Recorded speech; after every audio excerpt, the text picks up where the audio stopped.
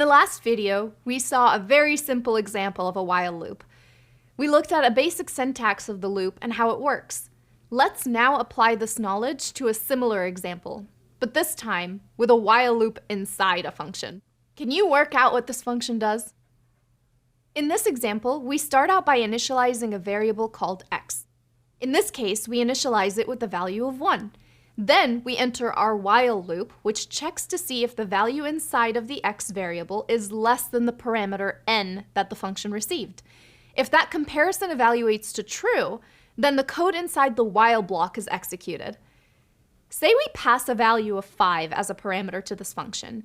In the first pass through the loop, x is always equal to 1, so the comparison 1 smaller than or equal to 5 would be true, and we'd then enter the body of the loop. In the body, we first print a message indicating that the current attempt number, and then we increase the value of x by 1. To increment the number, we're using a slightly different expression than before. X plus equal 1 is a shorthand version of x equals x plus 1. You can use either expression since they both mean the same thing.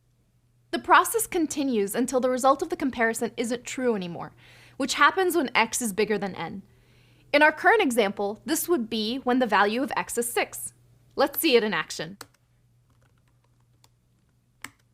In these past examples, we've used the simple conditions of a number being smaller or equal than another number.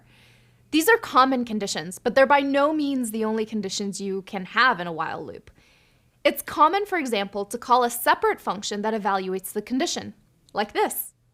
In this case, there's a lot of code hidden behind functions, and it's doing stuff we don't see.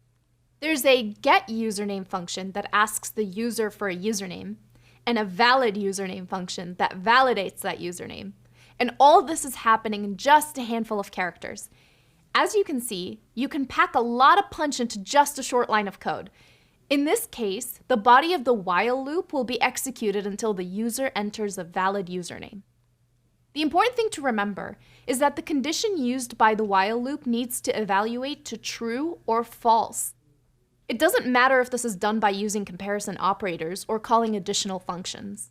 The conditions used in while loops can also become more complex if we use the logical operators that we encountered when looking into branching, and, or, and not. This lets us combine the values of several expressions to get the result we want. Okay, we've now covered what a while loop is and learned its syntax and basic behavior. Some of this stuff can be a bit tricky, and you're doing great. Keep sticking with it. Next, we're going to do a rundown of some of the most common pitfalls that you may come across when writing your own loops. Head on over to the next video to get started.